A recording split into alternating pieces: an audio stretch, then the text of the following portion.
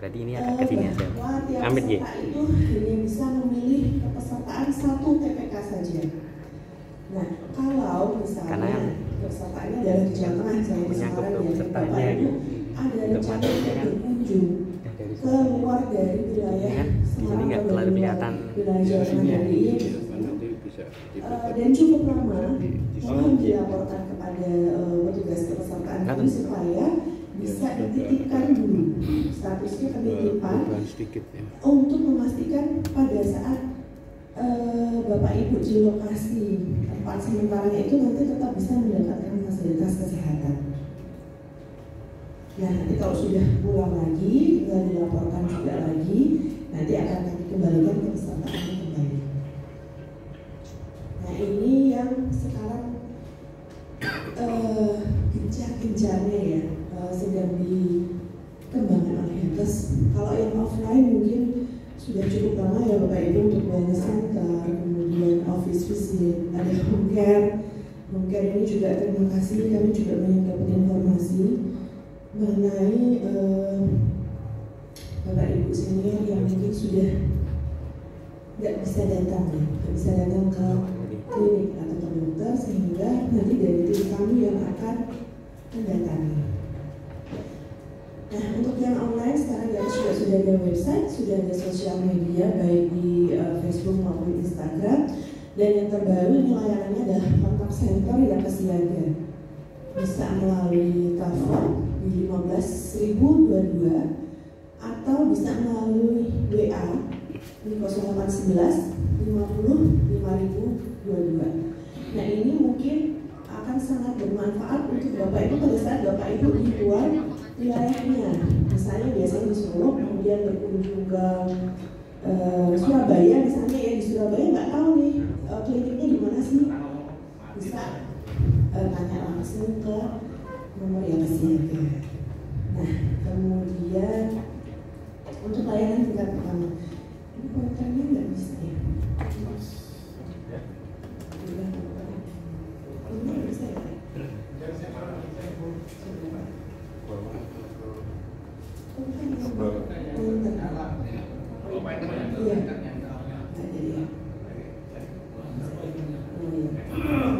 Kurang keras ya Pak, 90 menit tadi lupa soalnya. Ya, ini adalah memang nggak bisa ke situ ya Pak, misalnya ke Tembo. Coba dan nanti saya di sini 90 menit mencet ini Pak, nggak usah Pak. Yang RJTP ini adalah rawat jalan tingkat pertama, artinya yang lainnya adalah klinik diabetes, klinik mitra, atau bisa melalui telemedicine. Cuman yang saya tahu telemedicine ini memang baru bisa di beberapa klinik tertentu ya. Dan ini memang sebenarnya telemedicine waktu itu adalah salah satu cara untuk Bapak Ibu tetap mendapatkan layanan pada saat pandemi COVID. Nah, kalau sekarang memang tidak ada, terus terang tidak ada yang bisa menggantikan fungsi dokter dan pasien itu bertemu secara langsung untuk bisa mendapatkan informasi yang akurat. Bukan saya Pak, ya, jadi waktu pandemi COVID kita memang mau tidak mau ya, kan nggak mungkin Bapak Ibu selama 2 tahun pandemi kemudian nggak bisa berobat gitu ya, tapi untuk mengurangi resiko yang tidak kita inginkan, maka dibuatlah layanan telemedicine. Nah, kalau saat ini memang layanan telemedicine lebih kami utamakan untuk yang obat rutin tanpa keluhan.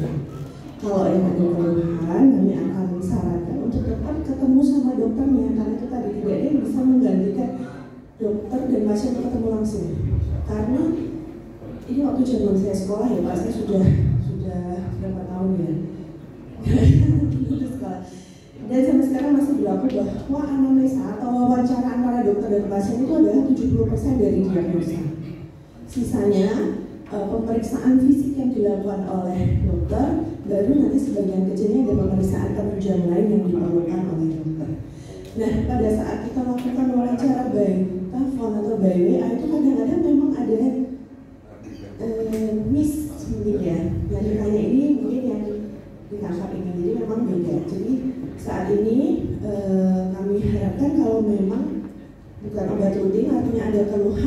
silahkan langsung datang saja. Kecuali kalau mungkin untuk yang sudah sepuluh sekali ya, yang nggak bisa turun dari tempat tidur. Nah, untuk RJTL ini adalah rawat jalan tingkat lanjut. Ini adalah layanan di rumah sakit Mitra. Nah, untuk rawat inap. Rawat inap ini Bapak Ibu sudah tahu Yonkes Account Manager. Kalau Jogja, mungkin jangan tak sama deh. Yang Jogja dan Magelang, Bapak Ibu tahu IAMIA siapa?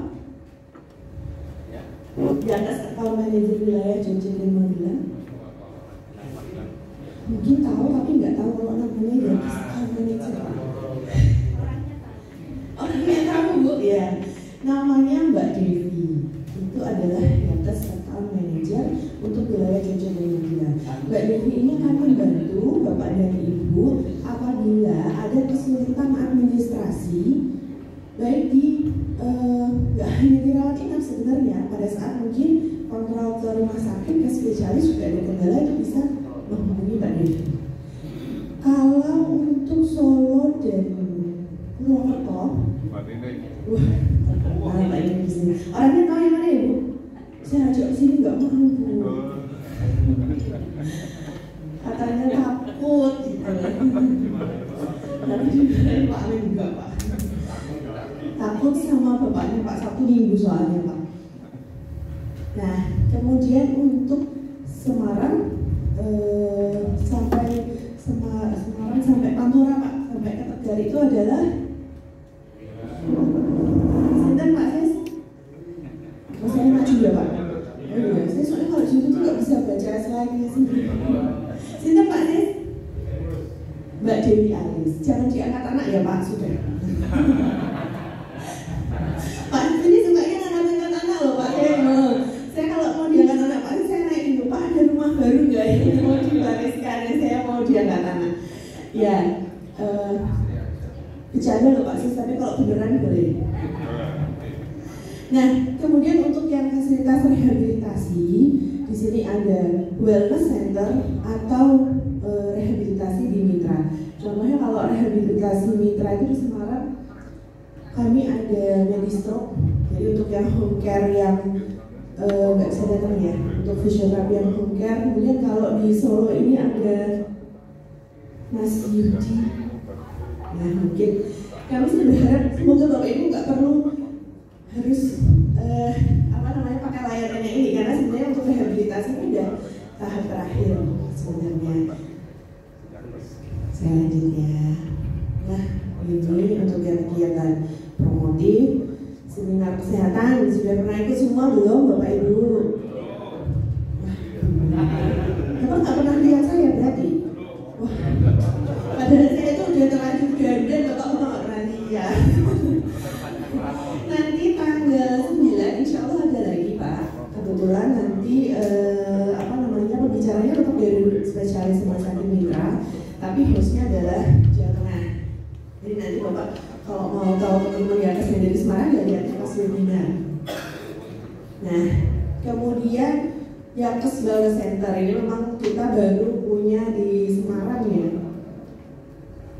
Nah, terus untuk preventif ada kegiatan vaksinasi, seperti contohnya kegiatan vaksinasi COVID ya. Bapak Ibu ada yang belum vaksin?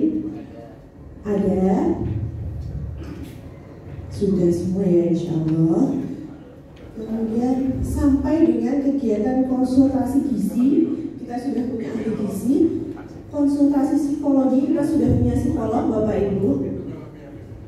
Dan semuanya itu bisa dilakukan secara online, nggak harus datang ke Semarang. Nanti Bapak Ibu yang membutuhkan konsultasi gizi bisa hubungi Yonkes, nanti akan dijadwalkan. Yang butuh layanan psikolog, hubungi kami, nanti akan dijadwalkan ya. Jangan ya, nggak usah gitu ya. Tapi pada kenyataannya salah satu yang mempengaruhi kesehatan itu adalah sisi psikologi ya.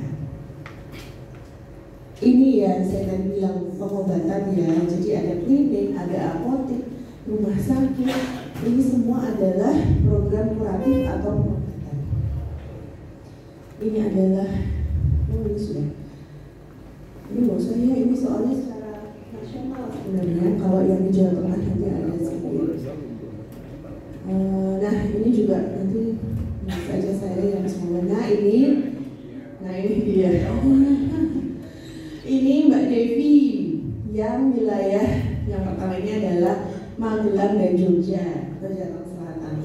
Kemudian Mbak Dewi Alis ini adalah yang area Pantura, yang bilang ya Semarang Kudus. Kalau sampai Tegal, ini dengan Mbak Dewi Alis, Mbak Nining untuk Solo dan Purwokerto. Ya, kalau di Gagas itu kebetulan nggak cewek-ceweknya Pak, ini nanti fotonya cewek semua Pak. Ini untuk yang rehabilitasi atau pemulihan, ini artinya sudah di termasuk alat-alat rehabilitasi ya, ada kacamata, alat bantu dengar, semua dengan ada aturannya masing-masing. Restitusi juga sudah, ini ya Bapak Ibu pasti sudah familiar. Terima kasih kami juga banyak dibanding dari PD Hotel untuk mengkompilir berkas-berkas restitusi dari pensiunan-pensiunan terutama yang di luar Semarang ya untuk dikirimkan ke Yakas. Nah sudah, ini tinggal digitalisasinya. Nah ini tadi yang saya sebutkan Yakas Siaga. Nomor teleponnya tuh sengaja dipilihkan yang gampang Bapak Ibu. 15.022 atau 0811 50 5022. Insya Allah ini 24 jam Pak, jadi ada petugasnya. Kalau Bapak Ibu malam hari jalan lagi di perjalanan gitu ya, nggak tahu harus rumah sakit Amerika di mana, bisa ditanyakan ke sini atau menggunakan Yakas Super Apps namanya Lovit. Ini adalah aplikasi yang terbaru pengembangan dari Yakas Mobile. Nah di sini selain bisa konsultasi secara online, bisa untuk pendaftaran, bisa juga untuk peta lokasi. Nah ini ada nomor saya nggak bisa bareng-bareng. Ada peta lokasi. Jadi kalau saya lagi di mana gitu ya, bisa diklik yang terdekat itu di mana dan petunjuk arahnya. Sudah ya. Silahkan bisa di-download Bapak Ibu. Nanti kalau ada kendala atau yang ingin ditanyakan lagi, nanti kita bisa fasilitasi di waktu tersendiri ya. Karena ini kalau aplikasi itu biasanya lebih banyak ya.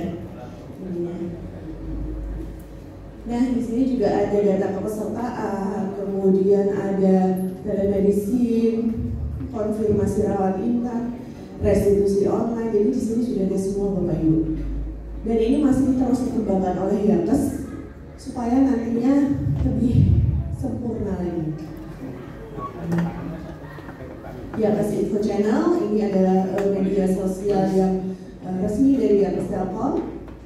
Ada web, YouTube. Nah di sini Bapak Ibu yang di Jawa Tengah nih yang sering ikut kegiatan-kegiatannya Yakas, Funhook, kemudian senam bersama ya, kemungkinan besar ada videonya di sini Bapak Ibu, karena dari kami ini rajin mengupload kegiatan-kegiatan kita baik di Instagram Yakas Telkom maupun di YouTube. Nah lagi-lagi perempuan lagi ya Pak ya.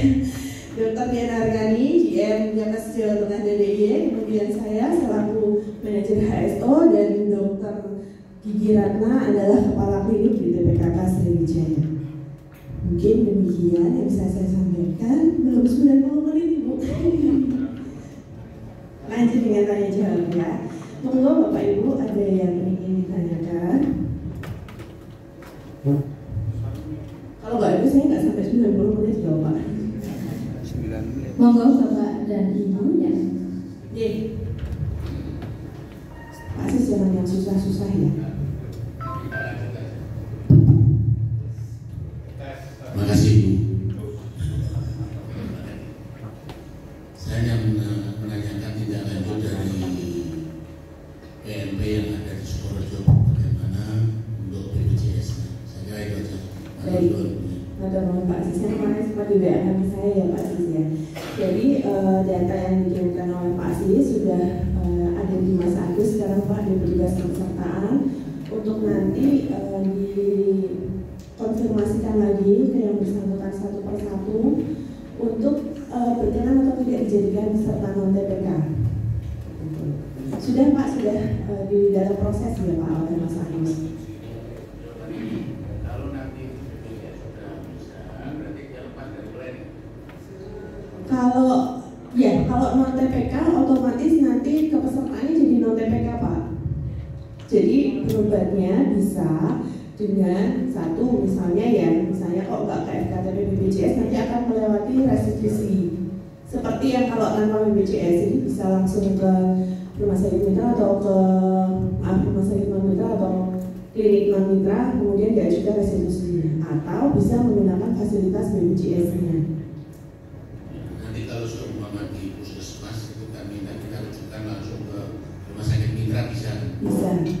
Nanti ini makanya kenapa Mas Agus harus menghubungi satu persatu Pak, karena nanti untuk proses PPK dan pendaftaran BPJS-nya akan kami tawarkan mau pilih dokter FKTP BPJS-nya yang mana.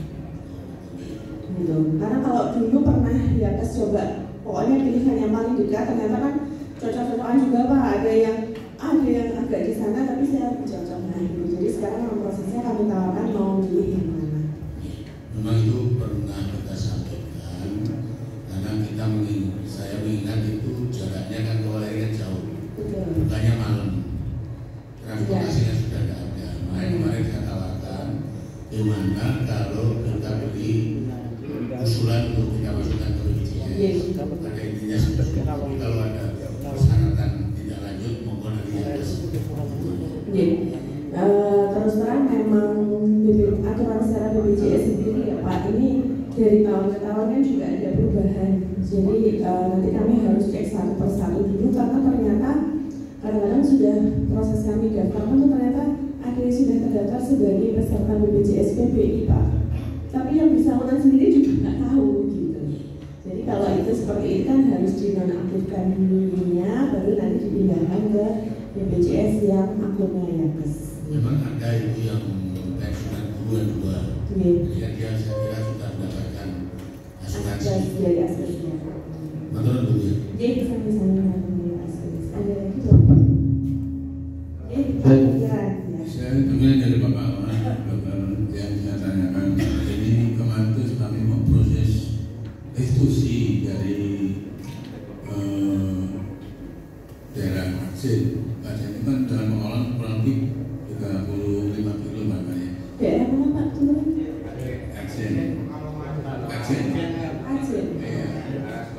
Jadi jauh banget Pak, saya belum pernah dengar Pak. Jadi masalahnya berobat di puskesmas setempat. Kwitansi itu diambil ke kami, berobat ke Yakes. Yang bersangkutan kan apa yang ada dari puskesmas itu langsung minta. Ini yang nggak ada kelengkapannya rincian ya Pak. Kamu pindah dari Jakarta. Balik sama dia kemarin ya minta asli itu kwitansi. Ya saya mintakan akhirnya memang rupanya juga minta yang aslinya. Nah rupanya kan kayak belum percaya itu tak tadi hubungan di puskesmas langsung aja biar jelas maksudnya gitu. Tapi kemarin rupanya juga belum clear itu. Rumahnya ya, ini yang ada nomor telepon kemarin saya ada dapat forwardan WA-nya ya Pak ya. Kemarin kayaknya belum bisa dihubungi juga.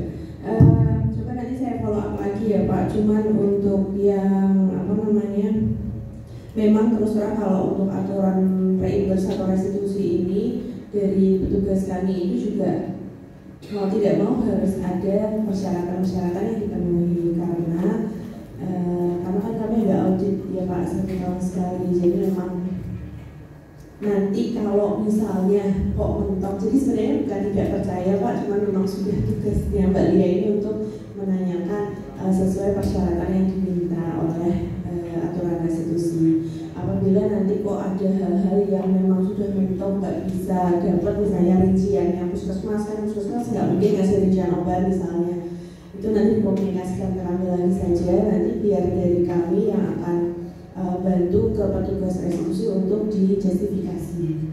Karena memang kalau dari audit itu kalau tanpa justifikasi itu nanti yang salah petugasnya Pak. Gitu. Nanti saya tolak. Itu ada nama Supriyono. J. Jadi suami istri itu langsung operasi itu. Nah untuk ibunya itu katanya untuk mengeluarkan susu. Ya, oh ya.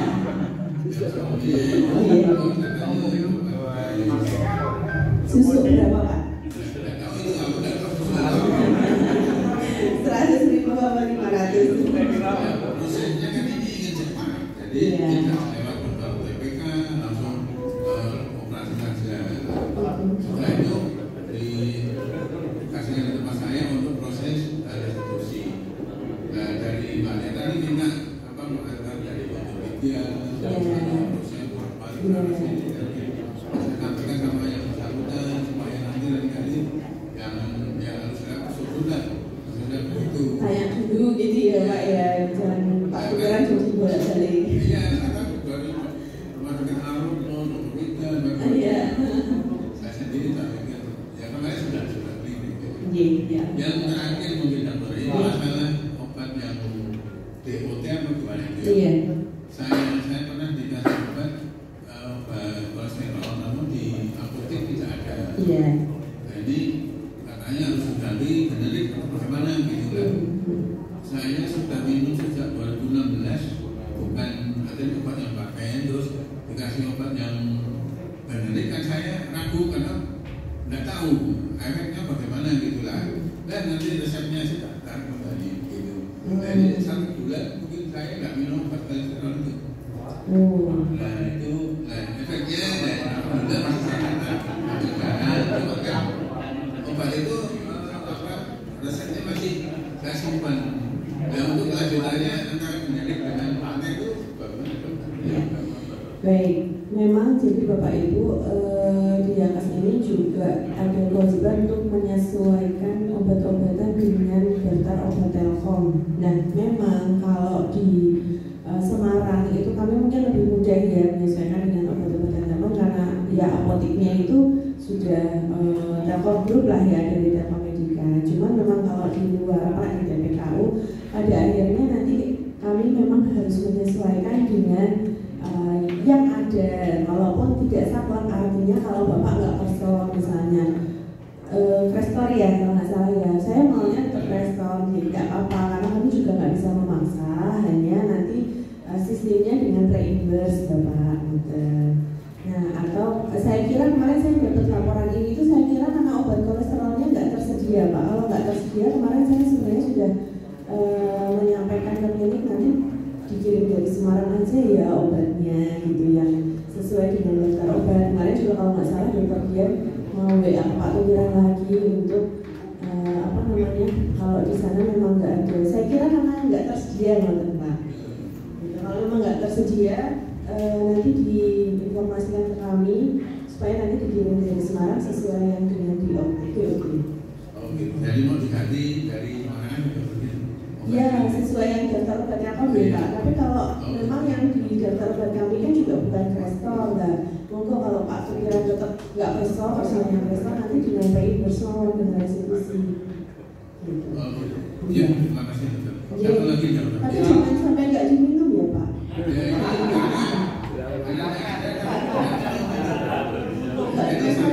Nggak diminum obatnya itu. Oh nggak katanya memang nggak diminum tapi dimakan Pak.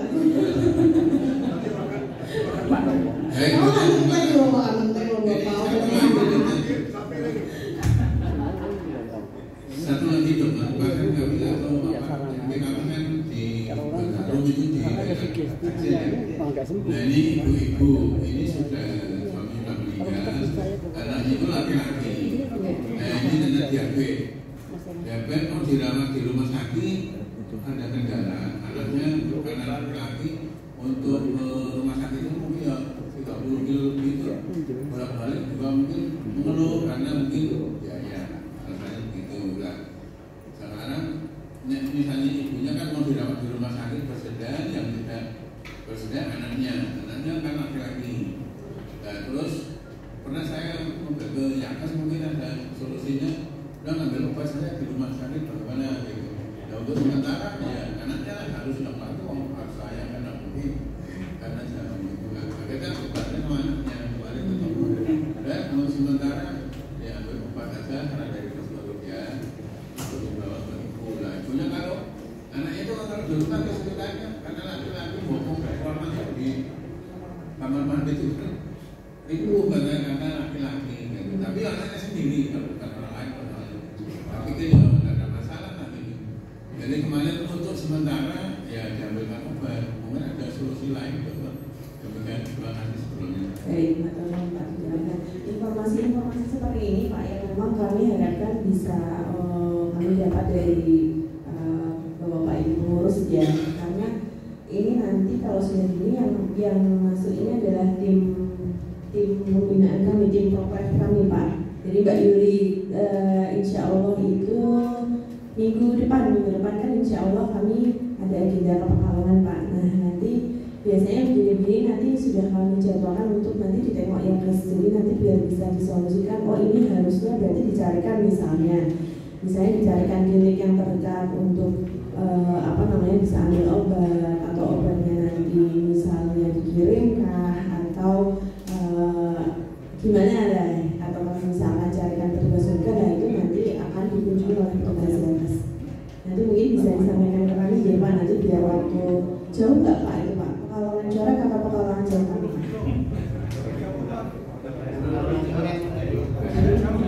30 kilo dari Pekalongan.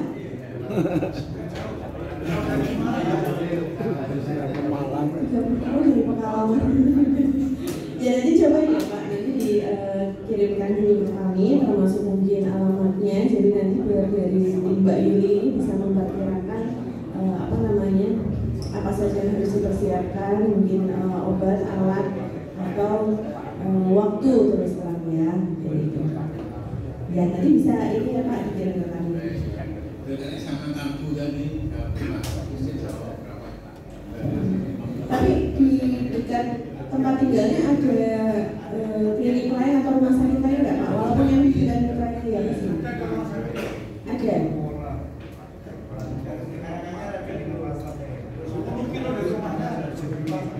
Paling dekat itu masih 10 kilo.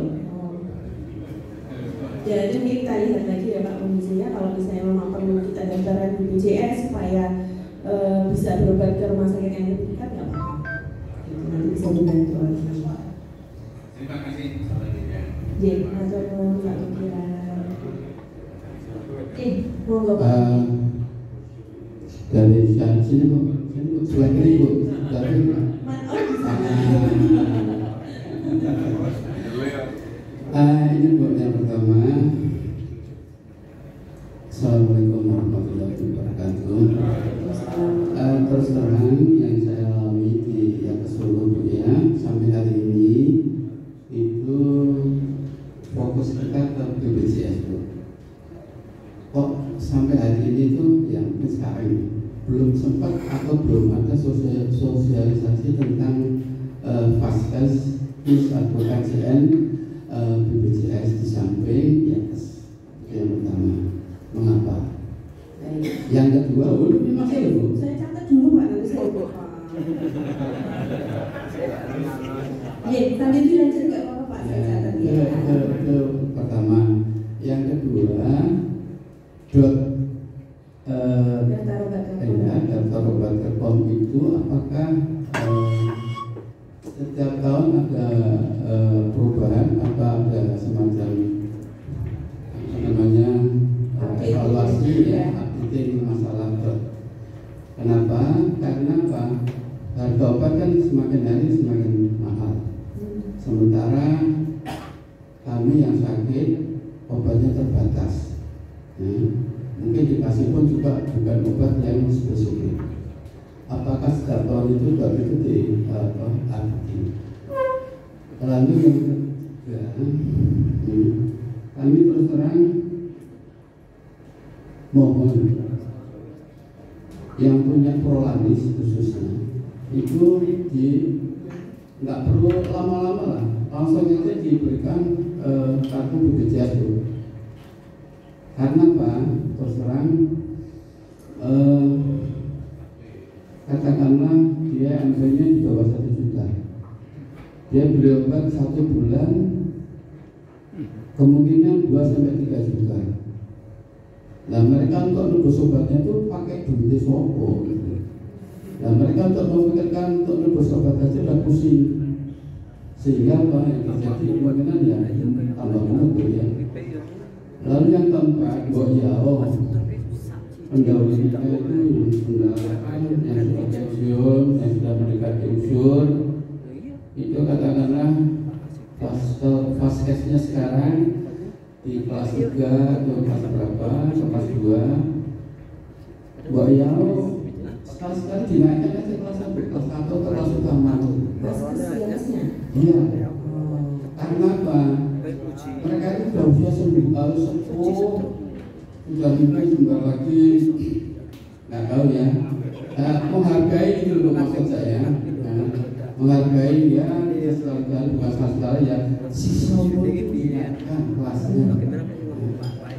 Sebab apa? Dan keluarga itu harus menghargai yang itu luar biasa untuk memberikan yang terhadap orang tua saya itu kata anaknya. Lalu yang terakhir Bu, satu BPJS itu sangat membantu menurut saya. Apakah yang di luar Prolanis itu boleh membuat BPJS? Misalnya saya kalau bilang ya daripada repot-repot karena dokter yang jauh, ya pakai di puskesmas yang dekat saya aja gitu. Apakah boleh? Saya punya penyakit di luar yang Prolanis, misalnya bilang boleh nggak kayak gitu? Ini saya sekalian ya Pak. BPJS ini maksudnya daftar sendiri atau maksud saya ya karena mengikuti Yakes ya. Tentu saya berharap dari Yakes karena apa? Kurang lebih sama seperti yang nomor 1 dan 3 tadi ya Pak ya. Iya. Terus mungkin yang terakhir Bu. Saya sudah terakhir ya Pak. Itu perwalian yang terakhir. Kami itu tidak segan-segan mensosialisasi karena kami dengan Perteriwan Solo khususnya ya, Dok, Yakes itu membayari pensiunnya itu katakanlah kelas 1 itu 150.000 kompensasi. Oh, premi ya. Terus pensiunnya itu sakit, ya, obatnya 3 juta sampai 4 juta dibayar oleh BPJS. Yakes kan untung Bu. Nah kan gitu ya. Ini pemikiran saya yang sederhana. Kan masuk itu. Boyol buatkan aja ya tapi ya itu. Kartu BPJS. Kartu BPJS tapi punya kartu Yakes. Apa salahnya Bu? Nanti saya jelaskan ya Pak ya. Begitu dulu Bu. Assalamualaikum warahmatullahi wabarakatuh. Waalaikumsalam warahmatullahi wabarakatuh. Matur nuwun untuk pertanyaannya Bapak. Pak Eko LS Bu. Oh Pak Eko, bungkus ya Pak ya. 100 Bu. Baik, ini mungkin ada beberapa pertanyaan Bapak yang saya jadikan satu penjelasannya jadi karena ini kebetulan berhubungan mengenai pendaftaran fasilitas yang BPJS. Kemudian Prolanis ini artinya pasien-pasien yang punya penyakit kronis maksudnya ya Pak ya. Itu akan didaftarkan, kemudian untung kalau premi gitu ya tadi ya. Nah, yang pertama Bapak, memang untuk kewajiban sebagai mendaftar sebagai peserta BPJS ini sebenarnya kewajibannya adalah sebagai warga negara. Jadi yang mewajibkan adalah pemerintah kepada kita sebagai warga negara. Memang kalau untuk karyawan yang masih bekerja di perusahaan ini juga diwajibkan oleh pemerintah dengan sistem premi yang berbeda. Artinya mungkin ada potong gaji sekian persen seperti itu ya. Nah, pada saat Bapak dan Ibu sudah menjadi pensiun, memang bukan lagi kewajiban dari perusahaan untuk mendaftarkan sebagai peserta BPJS. Tapi loh, kok Pak bilang motornya saya merangkat jabatan. Oh iya siap Pak. Maksudnya saya kok hilang gitu. Siluman. Balik lagi tadi. Nah, setelah Bapak Ibu pensiun, bukan kewajiban dari PT Telkom. PT Telkom ya ada BPJS. Nah, sekarang dari Pak Eko ini tadi mengusulkan gimana kalau istilahnya kewajiban dari pemegang kontrak berarti diambil nakes ya untuk mendaftarkan. Nah, seperti yang mungkin tadi di slide sudah saya sampaikan bahwa fasilitas kesehatan yang diberikan oleh nakes ini sifatnya adalah bantuan. Jadi sistemnya juga gotong royong. Artinya yang sehat ini mensubsidi yang sakit. Walaupun kita semua pasti tidak berharap kita yang menjadi yang sakit, lebih baik kita yang mensubsidi. Nah, dalam pelaksanaan ini tadi agak saya lewatin soalnya slide-nya ya. Yakes itu tadi harus bisa memberikan layanan kesehatan kepada Bapak dan Ibu sampai tahun 2084. Artinya Yakes ini harus pintar-pintar mengelola dana kesehatan Bapak dan Ibu supaya cukup sampai nanti tahun 2084. Jadi dari Pak kalau untuk langsung didaftarkan premi, kita memang akhirnya harus menghitung 150.000 dikali jumlah yang tadi mungkin 82 ya. Nah ini tentunya riskan untuk dana yang seharusnya ini sambil berjalan harus tetap digunakan untuk mengelola kesehatan Bapak dan Ibu.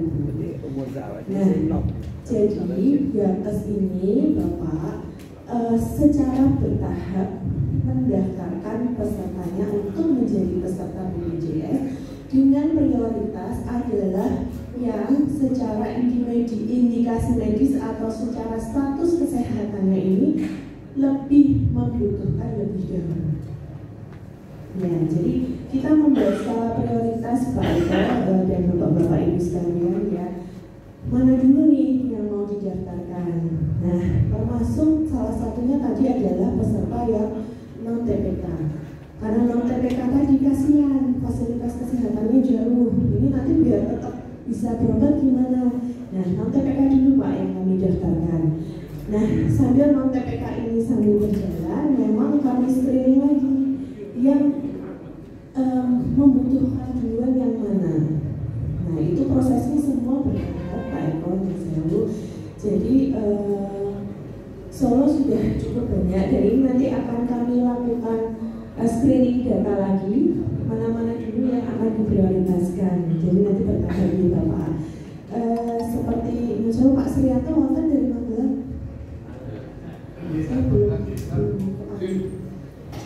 Contohnya misalnya yang di Magelang ini kami sudah mulai sama seperti itu Pak. Jadi di tiap kota kami coba, tapi pastinya nggak bisa langsung semua bersamaan Pak, karena seperti tadi kami harus melihat statusnya di BPJS ini dari nol kami mendaftarkan atau non aktif kemudian diaktifkan lagi. Saya banyak sekali kendala-kendala dari sisi administrasi. Kemudian yang kedua itu adalah harus dipastikan bahwa yang bersangkutan yang sudah didaftarkan BPJS-nya oleh Yakes kesel untuk pakai. Ya, karena memang kalau hanya punya BPJS tapi karena masih banyak Pak yang nggak mau pakai. Gitu. Saya punya Yakes kok, karena saya pakai BPJS. Gitu. Nah akhirnya istilahnya apa ya Pak? Mubazir betul. Padahal sebenarnya yang lain yang lebih membutuhkan banyak loh. Jadi kami sambil proses mendaftarkan Pak, di sisi lain kami sambil mengevaluasi ya Bapak Ibu yang sudah punya kartu yang sudah didaftarkan oleh Yakes benar dipakai atau ternyata jangan-jangan begitu sampai milenial Yakes saya pakai BPJS saya pakai Yakes saja seperti itu. Jadi ini supaya yang memang nggak mau pakai ini ya nanti akan kami stop, kami alihkan ke yang mau gitu. Jadi prosesnya bertahap. Kemudian untuk mungkin yang untuk BPJS sudah terjawab belum ya Pak Eko? Dapat 20%, 20% apa Pak Eko? Nanti nggak puas nih Pak. Saya hari ini pulang loh Pak. Gimana Pak? Oh iya siap. Nanti insya Allah kami akan terus berkoordinasi Pak kalau di Solo dengan Dr. Iman, dengan dokter-dokter TPKU untuk rekomendasi pertama itu pasti dari dokternya soalnya. Ini loh ada yang sakitnya kanker, ini loh ada yang kayaknya gagal ginjal itu nanti dari rekomendasi pertama dari dokternya kami akan kaji lagi gitu. Ini seberapa sih anggota keluarganya yang, karena kalau BPJS itu yang saya kan daftarkannya harus sebelum. Misalnya di kakaknya ada 6 orang, yang harus didaftarkan itu 6 orang dulu. Padahal kalau dimensional ini mungkin yang masih vaskesnya ya kan mungkin tinggal bapak ibu contohnya. Nah ini ada nanti administrasi yang harus kami urus dulu supaya bisa memisahkan itu. Maka mungkin Pak Eko nih, nanti insya Allah Pak harapan kami juga kami terus terang ke kita ya Pak, kita di regional Jawa Tengah dan di IW ini secara nasional adalah yang bukan yang paling banyak juga peserta BPJS ya, tapi yang kontribusinya untuk menggunakan BPJS paling besar. Jadi tepuk tangan untuk Bapak Ibu sekalian. Semoga nanti ini kalau dan terus terang ini kemudian memudahkan kami di regional untuk pada waktu memintakan izin Bapak dan Ibu ke yang susah untuk didaftarkan. Karena kita memang bisa dibuka bahwa yang didaftarkan sekian, yang pakai sekian persen gitu. Jadi gampang gitu Pak di ACC-nya dari atas besar gambarnya. Nah kemudian untuk sudah 100% belum Pak? Sudah. Jangan 99,99. Berikutnya, oh ya.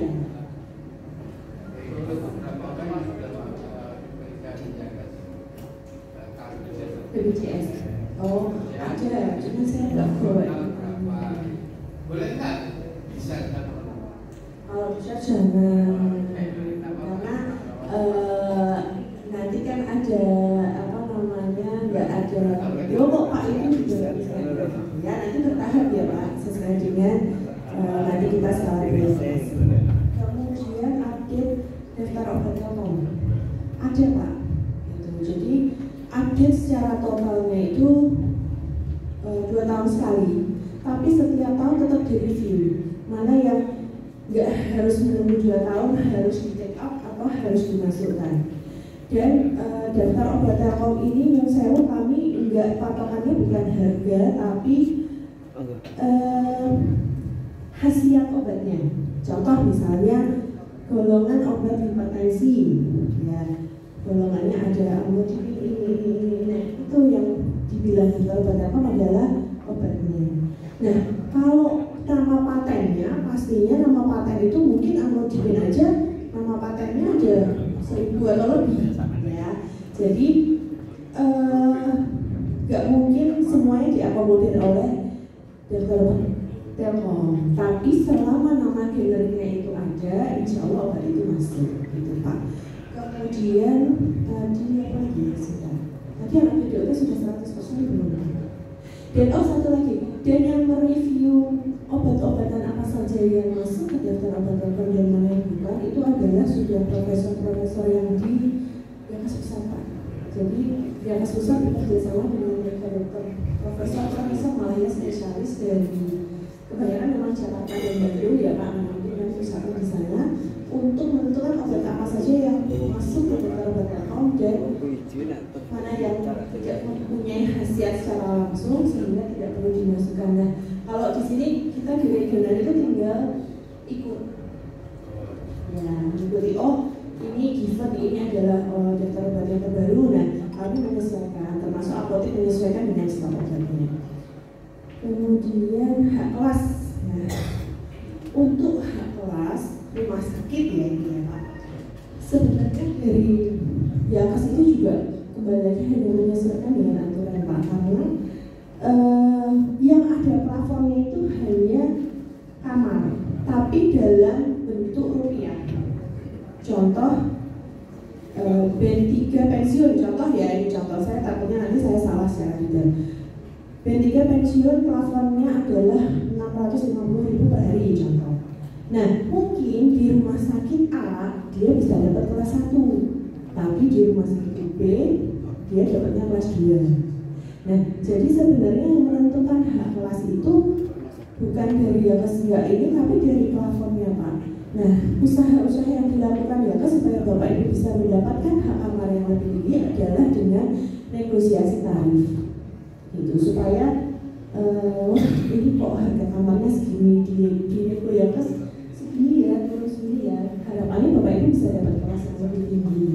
Tapi kembali lagi semua adalah perbedaan tergantung perbedaan tarif antara masing-masing rumah sakit ya Bapak Ibu. Itu adalah untuk yang kelas atas. Kayaknya sudah semua aja Pak. Boleh. Masih di luar yang ini tadi Pak. 7 berarti ya Pak. Dan sekarang ini kan pengobatan dengan stem cell lagi marak ya. Stem cell. Bagaimana ya stem cell? Bagaimana yang kesulitan hal tersebut terhadap pensiunan Telkom? Itu aja Bu. Iya. Saya catat dulu Pak, nanti saya lupa. Saya tuh udah tahu sendiri, nanti saya bikin outline sendiri gitu Pak. Nah, untuk pengobatan jadi Bapak Ibu, obat-obatan atau tindakan pengobatan yang bisa tercover atau ditanggung oleh yang Telkom adalah obat-obatan yang sudah diakui manfaatnya dan melalui penelitian evidence based medicine Pak. Jadi kalau untuk stem cell ini memang saat ini masih dalam tahap penelitian sebenarnya. Secara ilmu secara ilmu kedokteran masih belum ditetapkan sebagai pengobatan. Artinya saat ini masih belum menjadi pengobatan yang utama ya, masih dianggap sebagai pengobatan alternatif. Jadi nyuwun sewu, saat ini memang belum. Tapi kita nggak tahu Pak ke depannya kalau memang dari konsul kedokteran menetapkan itu bisa dipakai sebagai pengobatan, bukan tidak mungkin nantinya Yankes akan mengcover. Jadi Yankes menyesuaikan dengan nanti update secara ilmu kedokterannya juga. Kita juga ini. Apa nih Pak? Nanti yang lain. Ada nanti kalau mau diskusi lagi boleh Pak, tapi mungkin di luar. Saya mau justru yang menyarankan ke sana gitu. Iya, tapi secara kedokteran secara nasional, secara global belum didodok palu ya, belum didok palunya ini pengobatan. Tapi memang ada beberapa dokter ya itu tadi masih pro dan kontra Pak. Sama kayak pengobatan dokter relawan ya, itu kan juga pro dan kontra. Dan secara nasional juga ternyata pada akhirnya tidak diakui sebagai pengobatan. Oke, mungkin masih ada waktu nggak sih? Sudah 90 Bu. Berapa? 85 menit Bu, sudah. 80 menit. Bisa tanya sih. Ya, monggo ada lagi. Baik Bu, dari saya Bu. Oh iya, Pak Sinten. Pak Joko Sumoso Bu. Oke, saya sambil kenalan nggak apa ya Pak ya? Iya. Jadi mau Pak Joko. Maaf, ini kejadian pada istri saya Bu. Istri saya itu jatuh ditabrak motor. Kemarin tanggal 21. Jadi saya langsung bawa ke Karima. Dari Karima itu hasil ronsennya baik, tapi istri saya tidak bisa jalan sampai sekarang. Kemarin seminggu setelah minum obat, saya diminta kontrol. Saya kontrol, saya diminta pengantar ke rumah sakit Indriati.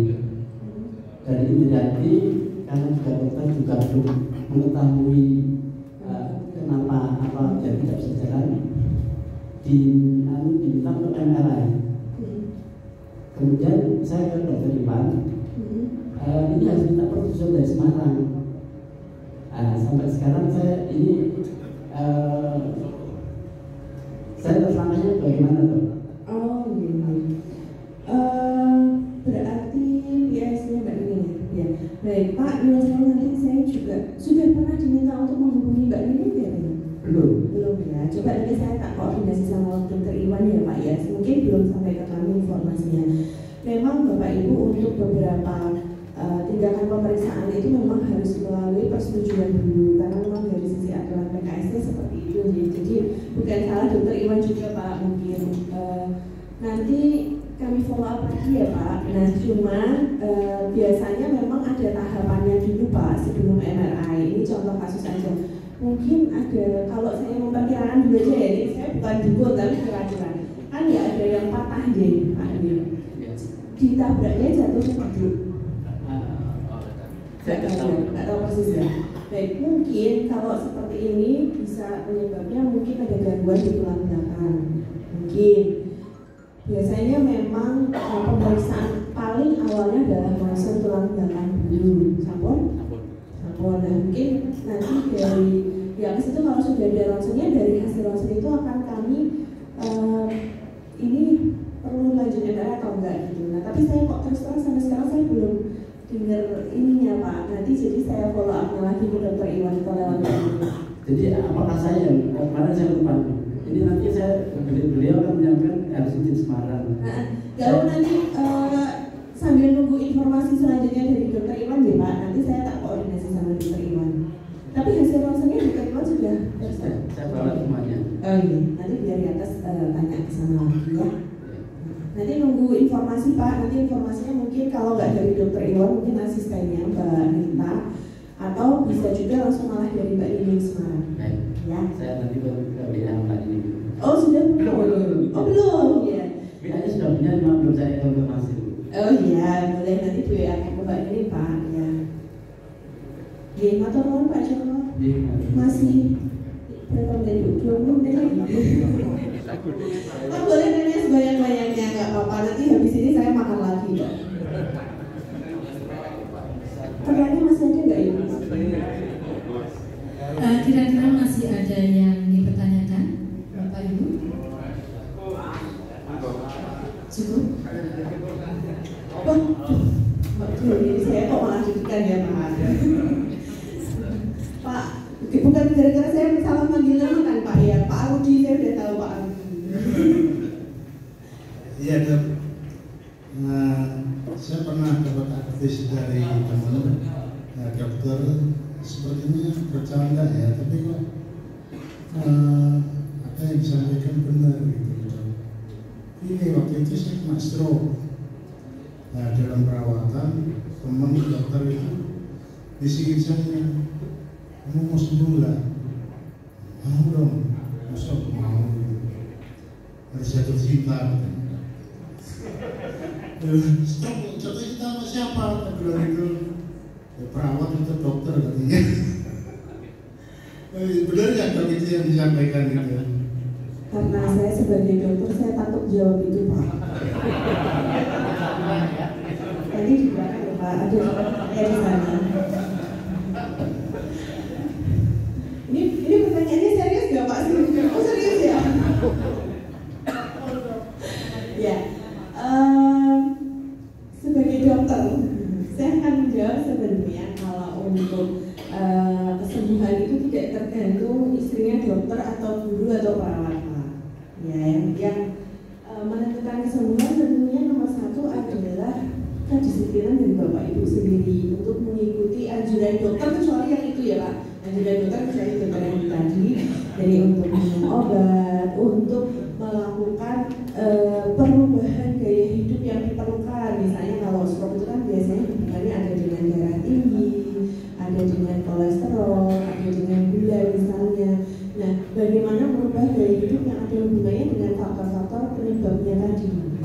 Misalnya pola makannya diperbaiki, olahraga sesuai dengan kondisi secara fisiknya gitu. Jadi olahraga yang terlalu berlebihan itu juga nggak bagus. Kita juga harus menyesuaikan kondisinya secara medis. Itulah kenapa di atas juga kami sekarang kan menyediakan trainer-trainer untuk mengawasi olahraganya supaya nggak terlalu berlebihan, tapi juga bukan cuma olahraga yang untuk selfie Pak. Ya, jadi olahraga supaya target olahraganya terpenuhi. Kemudian kalau istri itu kan jodoh ya Bu ya. Tapi di sini ada suami saya Pak, boleh ditanya tensinya turun nggak Pak? Malah tambah tinggi kok Pak punya istri saya itu. Jadi semua kembali lagi Pak, tergantung dari kondisi masing-masing. Memang ada mungkin kondisi penyakit yang tidak bisa sembuh secara total. Contohnya misalnya yang untuk kondisi Bapak stroke. Karena stroke itu yang diserang adalah sel saraf yang di otak. Ya, jadi cara Ya. Nah, pada saat pembuluh darahnya itu tersumbat, ada bagian sel saraf otak yang tidak mendapatkan makanan dan oksigen dari pembuluh darah yang tersumbat tadi, sehingga sel sarafnya mati.